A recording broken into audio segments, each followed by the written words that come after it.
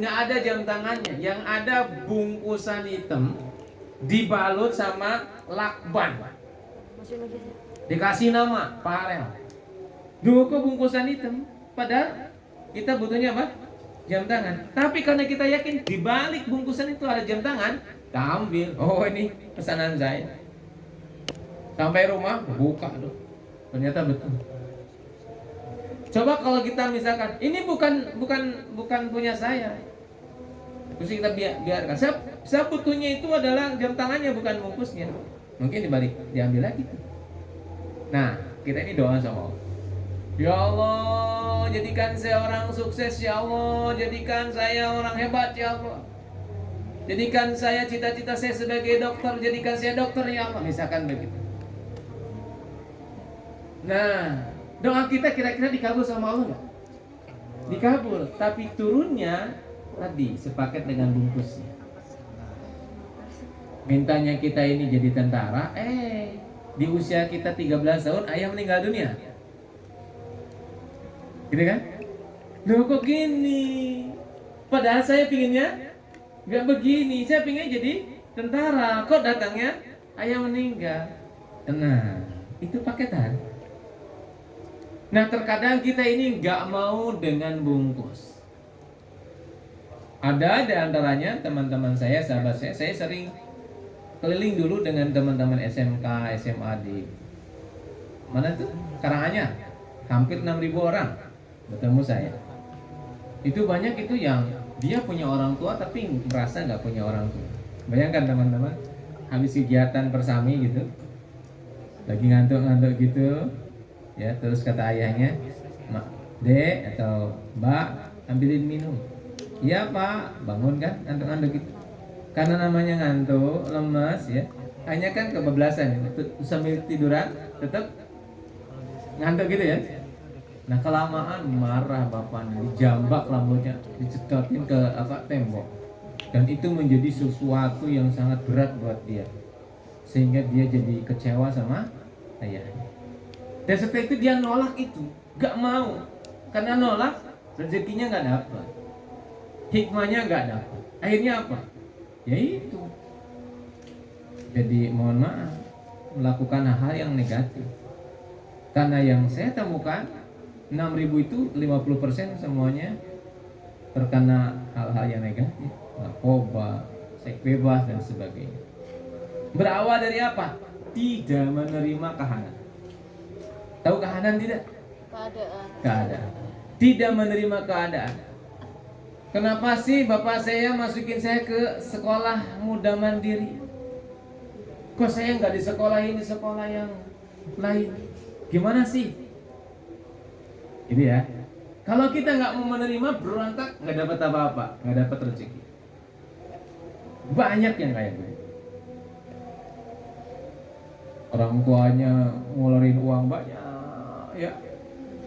Sampai pesantren, di pesantren dia nggak betah.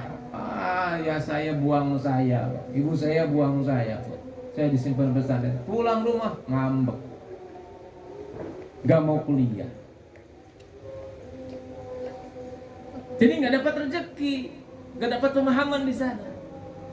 Dan saya ingin menyampaikan ke teman-teman satu hal, dan ini pondasi, bahwa apapun yang hari ini terjadi kepada teman-teman, saya sudah anggapnya teman-temannya dewasa gitu. Jadi bahasanya agak dewasa, nggak apa ya.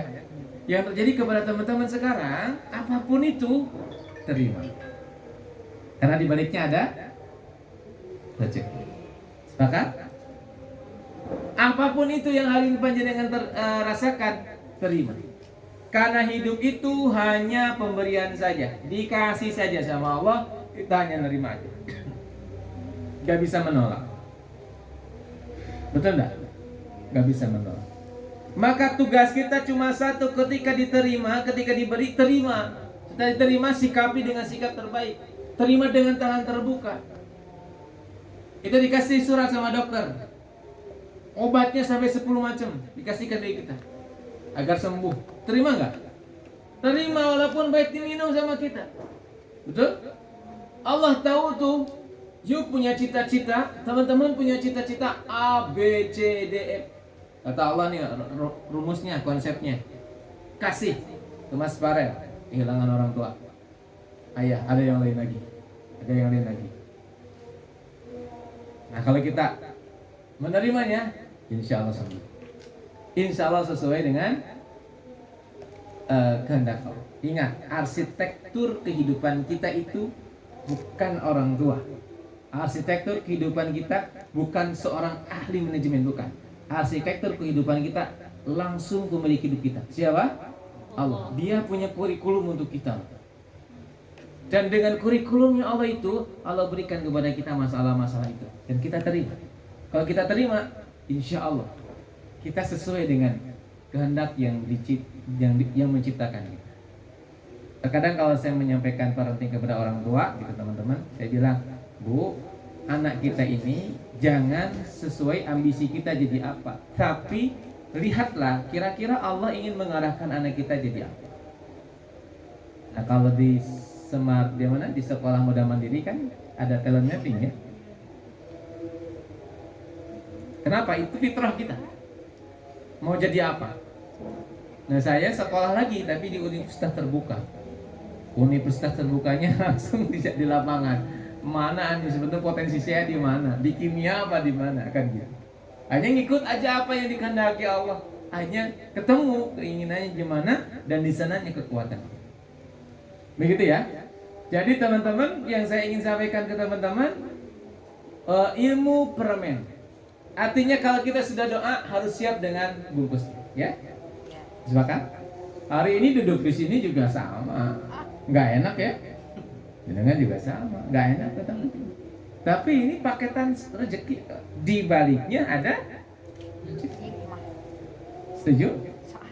Sepakat? Oke, saya ingin memastikan siapa yang menerima dengan setulus hati keadaannya yang sekarang yang Allah takdirkan kepada kalian. Siapa yang menerima? Cungkan tangan. Alhamdulillah. Yang menerima, yang lain nggak menerima. Siapa yang menerima kondisi sekarang? Alhamdulillah menerima. Menerima?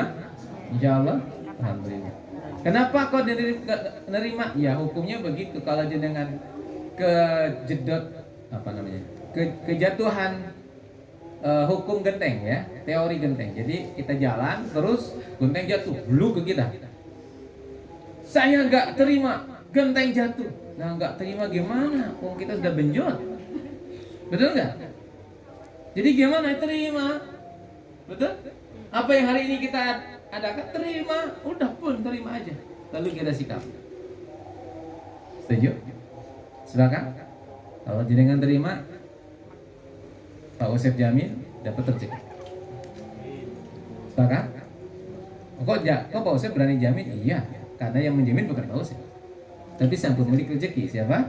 Allah. Sepakat? Saya menangkap suasananya di sini. Menangkap suasana yang harus saya sampaikan ke teman-teman di sini. Ya, menerima betul? Insya Allah. Siap dengan keadaan sekarang, siap? Menerima apa adanya? Oke, alhamdulillah. Ini yang pertama, ya. Terima. Yuk. Kita ada di sini terima totalitas dan pikirkan semangat, insya Allah dapat rezeki, dapat ilmunya insya Allah. Ini apa? Baik. Yang kedua, teman-teman yang berbahagia, ayo kita sama-sama ayatnya sudah kita paham. Bareng-bareng kita baca. Bismillahirrahmanirrahim. Fa inna ma'al usri yusran. Inna ma'al usri yusra. Fa idza faragta fansab. Wa ila rabbika farghab. Ini prinsip hidup. Setelah kita pahami bahwa hidup kita ini sepaket dengan rezekinya seperti permen, maka selanjutnya oke, kita sudah menerima apapun yang Allah kasih. Dan untuk meyakinkan itu, kita harus tahu rumusnya. Rumus sunatullah dalam hidup itu adalah fa inna ma'al usri yusran, inna ma'al usri yusran. Dari mana saya mendapatkan pemahaman ini dari sebuah obrolan Pak Agus ya, obrolan saya dengan seorang ustaz. Jadi saya punya kesulitan konsultasi. Boleh nggak konsultasi ke orang? Boleh ya? Konsultasi. Saya punya kesulitan gini. Terus beliau tanya ke saya, Mas Usep, sebetulnya tujuan Mas Usep diciptakan di dunia untuk apa? Itu pertanyaan yang sering disampaikan ya. Kita SMP juga sudah menyampaikan itu. Untuk apa sih kita diciptakan oleh Allah di dunia? Lalu saya jawab dengan jawaban yang sesuai pemahaman saya. Untuk beribadah, Ustaz. Wa ma khalaqtul jinna wal insa illa liya'budun. Untuk beribadah kepada Allah. Beliau tersenyum dan mengatakan, kurang tepat Mas Ustaz. Walaupun itu jawaban benar. Saya kejar lagi. Kalau begitu sebagai khalifah, Ustaz. Wa idza qala rabbuka lil malaikati inni ja'ilun fil ardi khalifah. Beliau tersenyum lagi. Kurang tepat Mas Ustaz. Lama saya mikir, nggak ketemu jawaban. Akhirnya saya nyerah. Ya udah nyerah, Ustaz. Untuk apa saya diciptakan? Jadi saya tanya kepada Mas siapa namanya?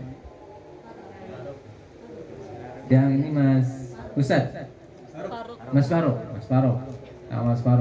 Mas Faruk, kayak gini kan? Misalkan saya tanya, untuk apa sih Mas Faruk diciptakan sama Allah?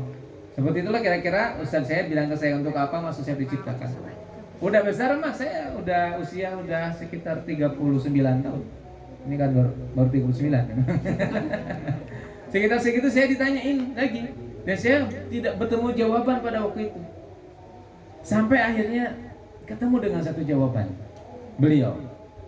Begini maksud saya, jenengan jangan ngambil dalil yang itu, dalilnya pakai yang ini. Kalau beliau menyampaikan dalil, Bismillahirrahmanirrahim. Wa qulna ya Adam uskun anta wa zawjukal jannah wa kula minha ragadan haitsu syi'tuma wa la taqraba hadhihi syajarata fatakuna minadh dhalimin. Pakai ayat ini kata beliau. Coba dengarkan sama Mas Ustaz, artinya apa? Wa qulna, dan berkata, kami berkata kepada siapa? Adam ya. Ya Adam, uskun anta wa zawjukal jannah. Berdiamlah engkau dengan istrimu. Di mana? Di jannah. Jannah itu tempat yang tinggi. Bisa dikatakan surga, ada yang mengatakan tempat yang tinggi sebelum dunia, yang suasananya damai, indah dan luar biasa.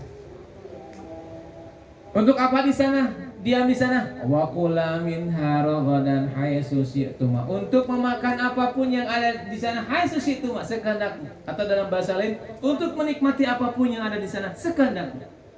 Tapi wala taqraba hadhihi syajarah, jangan kau dekati satu pohon saja.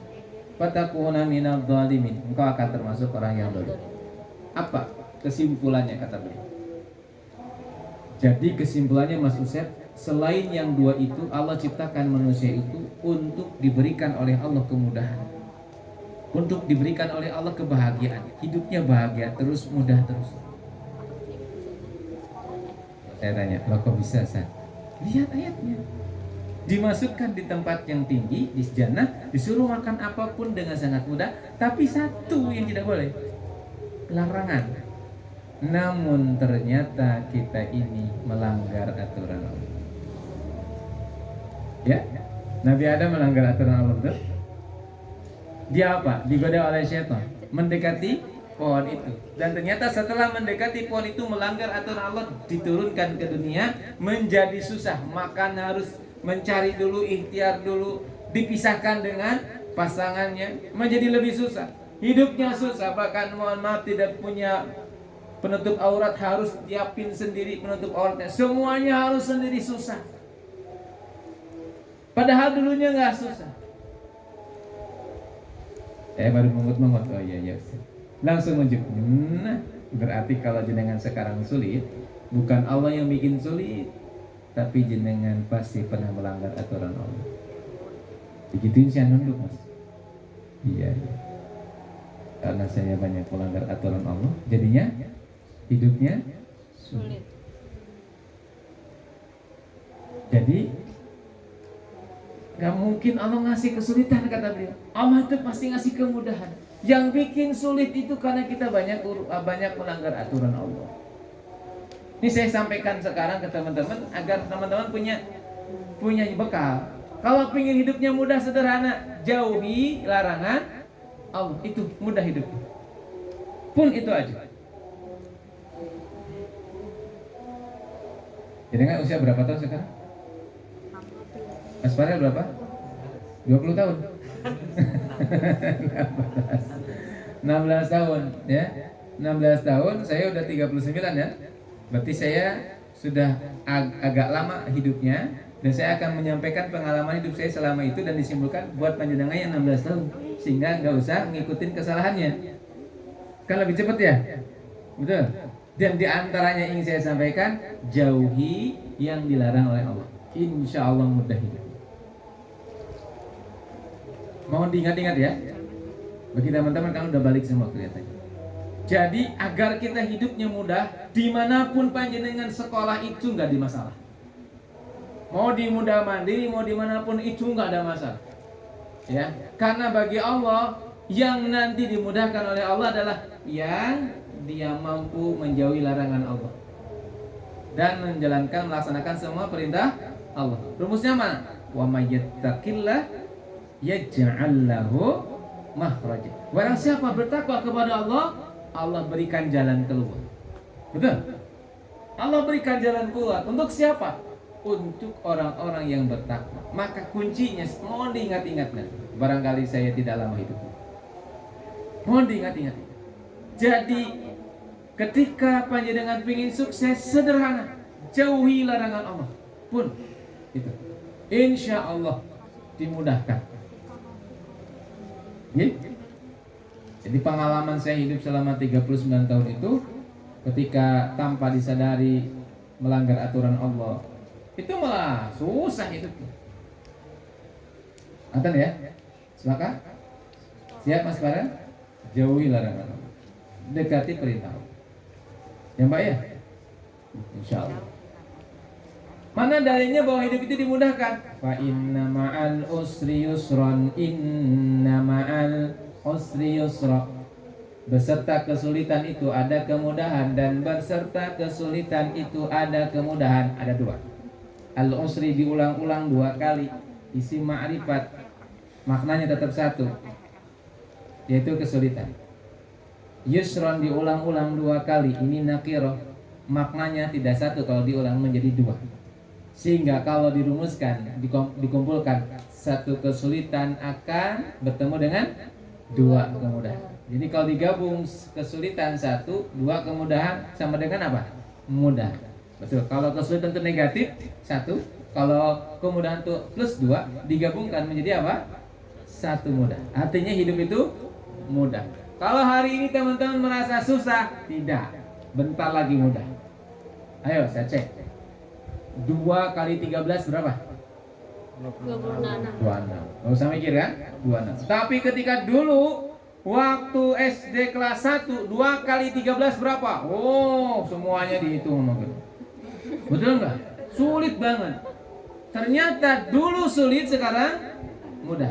Dan yang sekarang menurut teman-teman sulit, 10 tahun kemudian mudah. Sunatullah. Ya? Sunatullah. Sepakat? Bisa dipahami? Ini makna yang kedua yang ingin saya sampaikan. Jadi tidak ada yang sulit. Hidup itu mudah. Ayo, optimis aja, ya. Apalagi yang sudah ke Singapura. Mana yang sudah ke Singapura? Langsung tangan. Masya Allah. Banyak yang sudah ke Singapura ya. Denmark sana. Ya, Masya Allah. Ya, teman-teman, saya ingin yakinkan kepada teman-teman, tidak ada yang sulit di dunia ini kecuali kita yang mempersulit diri kita dengan banyak melakukan dosa. Semuanya bisa dipelajari, tidak ada yang sulit. Yakin? Ya, dengan talentnya masing-masing, dengan kapasitas masing-masing. Yang kedua, ya, jadi udah ada 2 kunci ya. Sepakat? Dan yang ketiga, yang terakhir sebelum kita tutup sampai jam 9 ya. Yang ketiga, teman-teman yang berbahagia, kunci kehidupan itu menurut saya tidak ada di Singapura. Kunci kesuksesan tidak ada di Amerika, tidak ada di Jepang. Kunci kesuksesan tidak ada di sekolah modal mandiri. Kunci kesuksesan itu sangat dekat dengan kita. Sangat dekat dengan kita. Dan itu pengalaman Pak Usep selama 39 tahun. Di mana kunci kesuksesan itu? Adanya di kaki yang telah melahirkan kita. Siapa? Di kaki ibu. Saya jelaskan, adanya di kaki ibu. Bukan di tangan ibu, tapi di kaki ibu, bukan di kepala ibu. Bukan di kening ibu, tapi di kaki ibu. Rumusnya itu. Apa maksudnya di kaki ibu? Bahwa setinggi apapun diri kita, tetap kita ini di bawah telapak kaki ibu. Harus betul-betul tunduk sama ibu. Harus betul-betul menjadi pribadi yang sangat tawadhu kepada ibu. Sami'na wa ata'na sama ibu. Jadi kalau panjenengan mencari wali, wali kita itu ada. Itu siapa? Ibu. Kalau panjenengan pingin mencari orang pintar itu ada, namanya ibu. Kalau pingin doanya dikabul, ada. Di mana? Di ibu. Tidak ada di yang lain, hanya di ibu. Dan Allah dahsyat sekali orang yang sering dia ini menjadikan ibu itu ya jimatnya gitu. Kenapa saya katakan kesuksesannya ada di kaki ibu? Karena saya berharap teman-teman setelah ini mau mempraktekkan rumusnya. Saya kalau pulang, kebetulan saya orang Tasik. Kalau pulang rumah 2 hari setelah pulang atau 1 hari setelah saya istirahat, saya bangun jam 3, sudah menyiapkan air panas setengah kuku gitu.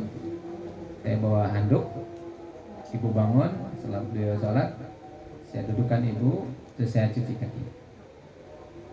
Cuci kakinya, saya minta maaf. Kadang saya cium kaki.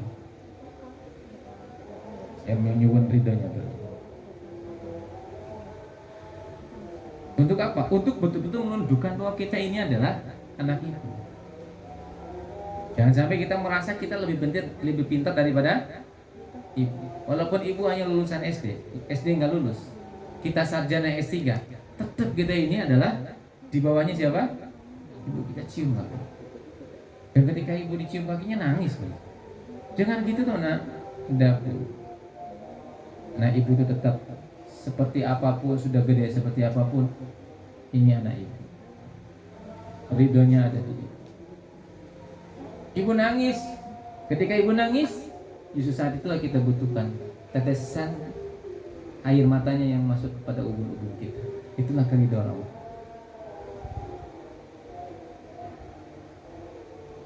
Jadi anak yang memuliakan orang tuanya, ibunya, di atas segala-galanya, insya Allah Allah mudahkan urusan. Insya Allah. Mungkin teman-teman tahu tentang kisahnya Syekh Yazid Al-Bustami. Syekh Yazid Al-Bustami. Siapa Syekh Yazid Al-Bustami? Syekh Yazid Al-Bustami adalah seorang ulama besar, penulis kitab-kitab fikih yang sangat luar biasa. Dan di balik kesuksesannya itu ada orang tuanya. Jadi Yazid kecil ketika usia masih kelas 6 SD, beliau sering baca buku gitu, dan ibunya tidur gitu di bawahnya. Saat beliau baca buku, ibunya bilang, "Yazid, ibu minta minum." Langsung ditutup bukunya, labaik, langsung ke belakang. Dan ketika datang ke belakang, ternyata di belakang sudah tidak ada air minum. Waduh, nggak ada air minum. Kaget beliau. Saking hormatnya kepada ibu, langsung keluar mau minta ke tetangga. Ternyata seluruh tetangga sudah tertutup pintunya, tidak ada yang buka. Waduh, gimana ibu, kasihan nggak bisa minum. Beliau mikir, di mana ada mata air. Nah, dia tahu, oh sebelah sana jauh, harus ke hutan. Tapi karena untuk ibu, dia kejar itu, dia bawa kendi, dan dia nggak takut apa-apa. Pokoknya ibunya bisa minum gitu. Ambil dari sana, diambil bawa ke rumah, diambil 1 gelas. Udah banyak perjuangannya, dan ketika sampai ke ibu, ibunya udah tidur lagi. Dan beliau merasakan menyesal, merasa bersalah, ya Allah ibu udah tidur, salah saya ini, kelamaan. Sudah saya tungguin, gak berani bangunin juga, ditungguin. Dan takdir Allah, ibunya itu lelah tidurnya sampai fajar. Dan beliau berarti selama itu beliau tidak tidur, nungguin ibunya sambil megang air. Harapan beliau ketika ibunya bangun langsung dikasih air. Ternyata beliau nyenyak tidurnya sampai fajar. Sambil ngantuk-ngantukin, terus ditanya sama ibunya, ya Allah sedang apa nak? Ucapan pertama Yazid apa? Mohon maaf ibu, saya kelamaan tadi, saya ngotok-ngotok tetangga ganda, saya nyari ke sana. Dan sekarang ibu tidur dan saya nggak berani bangunin. Dan ini ibu, alhamdulillah ibu sudah bangun. Berarti Yazid nggak tidur. Masya Allah, ibunya terharu kan? Diminum, terus dipeluk Yazid, nangis ibunya, doa. Ibu yang ridho dan doa itu bergetar arsy Allah. Betul Yazid sebagai ulama besar. Saya mau tanya, berbakti kepada orang tua itu perintah orang tua apa perintah Allah? Mana dalilnya? Kawassaina insana biwalidaini ihsana. Allah perintahkan, Allah wasiatkan agar kita ini berbuat baik kepada orang tua. Ini ada kisah yang subhanallah. Kisah ini dari Timur Tengah ya. Ada seorang pemuda yang mengantarkan ibunya yang gila ke dokter. Nah, sampai ke dokter, ibunya ini marah-marah sama anaknya. Woi, dasar anak durhaka. Katanya mau dibawa ke tanah suci, mana? Malah dibawa ke dokter. Dasar durhaka. Wah, anak ini dicakar gitu ya sampai bajunya kotor, ringsek. Dan ibunya juga garuk-garuk kepala sampai kerudungnya kemana-mana gitu, nggak karuan. Tapi anak ini tenang, bersihkan lagi bajunya, rapikan lagi rambutnya, terus kerudungnya ibunya dirapikan lagi, baju dirapikan lagi. Dan itu dilihat sama dokter. Takjub dokter sama anak muda itu. Sambil senyum, silakan bu, ini dulu dicek. Ibunya sakit gula, jadi dibawa ke dokter oleh anaknya. Karena saking takjubnya, dokter ini tanya, ini ibunya? Iya ibu saya. Sejak kapan gilanya? Sejak lahir, Pak Bu Dokter. Sejak lahir, kok bisa melahirkan Anda? Dinikahi sama kakek. Nah terus lahir Anda? Iya, lahir saya. Berarti kalau begitu ibumu nggak tahu kamu kan? Ya nggak tahu. Loh kok nggak tahu bahwa kamu anaknya, kok kamu bakti sama ibu? Bahkan ibumu kayak begitu. Iya sih. Ibu nggak tahu saya. Lihat jawabannya. Memang ibu nggak tahu saya Bu Dokter. Tapi Allah tahu bahwa dia ibuku. Dan Allah menyuruhku untuk berbakti kepada orang tua. Subhanallah. Apa yang terjadi setelah itu? Dokter tutup kunci, nangis. Nangis dokternya. Ingat ibu ini. Kita ini kan, ibu kita sadar bahwa anak ini adalah anak. Bahkan sangat mencintai sama kita. Apapun dikasih. Namun terkadang kita baktinya tidak seperti anak ini, yang tunduk banget sama ibu. Nah, saudaraku yang berbahagia, saya ingin mengajak bahwa kunci sukses itu ada di telapak kaki ibu. Acungkan tangan yang pernah mencuci kaki ibu. Alhamdulillah. Waktu di sekolah. Cucinya kenapa? Apa sih sekolah? Dulu waktu masuk di SMA itu ada kegiatan cuci kaki. Alhamdulillah. Yang belum pulang rumah cuci kaki. Tapi cuci kakinya bukan di mana? WC, bukan. Di kamarnya kita bawa baskom, kita bawa handuk, kita cuci kaki. Minta maaf. Ini cerita saya ya, cerita pertama kali mencuci kaki. Ketika cerita pertama mencuci kakinya, dicuci kakinya itu kebayang waktu kecil, kebayang ibu yang melahirkan, kebayang ibu yang menyusui, kebayang ketika saya sakit dan ibu nggak tidur, kebayang semuanya, kebayang dosa kita pernah bikin nangis ibu, jadi sambil meluk itu sambil megang kakinya itu sambil nangis dan minta maaf banyak dosa, dan saat itulah ibu nangis. Nah teman-teman siap? Saya malu dan boleh malu, karena itulah kunci sukses itu, ya. Bukan di tangannya tapi di kaki. Filosofinya banyak. Artinya kita akan tunduk. Sampai saat ini ketika saya dilarang mudik, saya bilang ke ibu-ibu, kalau ibu nyuruh saya pulang, pulang. Caranya gimana terserah. Kenapa Samina? Semua itu. Saya pulang, bismillah pulang. Dilarang nggak apa-apa. Yang larang pemerintah tapi nyuruh pulang siapa? Ibu. Lebih utama ibu pasti. Nah gitu ya teman-teman. Jadi ibu itu luar biasa. Dekati ibu. 3 hal ini insya Allah sudah jam 9 alhamdulillah. Yang bisa saya sampaikan kepada teman-teman. Mudah-mudahan teman-teman bisa memahami. Jadi ada berapa? 3. Yang pertama apa? Menerima. Permen ya. Nah, itu yang mudah. Terima. Di balik terima itu ada rezeki. Yang kedua apa? Hidup itu mudah. Sekolah mudah mandiri itu mudah. Sukses itu mudah. Asalkan apa? Jauhi larangan. Yang ketiga apa? Ibu. Sudah, buat.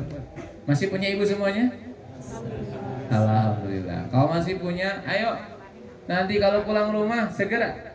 Tidak usah nunggu-nunggu kelamaan. Segera datang ke rumah, sehari kemudian cuci tangan itu, cuci kaki itu. Kenapa kau harus segera? Beneran segera. Karena kita nggak tahu kapan ibu kita meninggal. Betul nggak? Betul? Ya. Oke. Baik, itu yang bisa saya sampaikan, dan kita tutup pertemuan kita dengan yang keempat. Dengan yang keempat. Apa? Selain kita terima apapun yang Allah kasih, selain kita yakin optimis bahwa hidup itu mudah, selain kita punya kunci sukses bernama ibu, yang keempat, kita punya cara untuk berkomunikasi dengan Allah, namanya doa. Wa idza sa'alaka ibadi anni fa inni qarib ujibu da'watad da'i idza da'an. Bahwa kalau ditanya kepadaku tentang aku, kata Allah, wahai Muhammad, katakan bahwa aku itu dekat dan aku akan mengabulkan siapapun yang berdoa. Nah, sedikit rumus tentang doa. Ud'uni astajib lakum. Apa artinya? Ud'uni astajib lakum. Apa artinya? Berdoalah kepadaku, maka aku akan kabulkan. Betul? Dan sekarang yang nyuruh berdoa berarti siapa? Ud'uni, yang menyuruh berdoa siapa? Allah. Astajib lakum, maka aku akan kabulkan. Berarti syarat doa itu dikabulkan, yang merintah doa harus siapa? Allah. Ini teman-teman belum bisa merasakan mungkin karena masih muda ya. Tapi bagi yang sudah mandiri, yang sudah hidup dewasa, itu bisa merasakan. Terkadang kalau hidup kita sedang susah, sedang sempit, doa, terkadang yang merintah doa itu bukan Allah, tapi nafsu kita. Coba dicek. Saat kita susah gitu, sakit, ya Allah sembuhkan saya tuh, sembuhkan saya tuh, sembuhkan. Ternyata yang nyuruh bukan Allah, tapi ketidaksukaan kita dengan sakit. Betul nggak? Nah saat itu kira-kira siapa yang nyuruh doa? Allah apa nafsu kita? Nafsu kita. Kalau nafsu kita dikabul nggak sama Allah? Nah kan ud'uni astajib lakum. Itulah kenapa Nabi Ayub alaihissalam ketika disuruh doa sama istrinya, wahai Ayub, engkau kan Rasulullah, doa sama Allah agar segera dicabut nih penyakit engkau. Kata Nabi Ayub, saya malu doa sama Allah. Sakit saya dengan sehat saya lebih banyak sehat saya. Dan ketika Allah yang nyuruh beliau berdoa, oh dikabul sama Allah, semuanya dikembalikan. Nah saya berharap teman-teman juga begitu. Latihan untuk berdoa yang nyuruh Allah. Artinya bersabar kalau kita dalam kondisi kesulitan, tidak langsung minta sama Allah. Bisa jadi itu cara Allah untuk membuat kita semakin baik. Oke? Nah, terakhir mari kita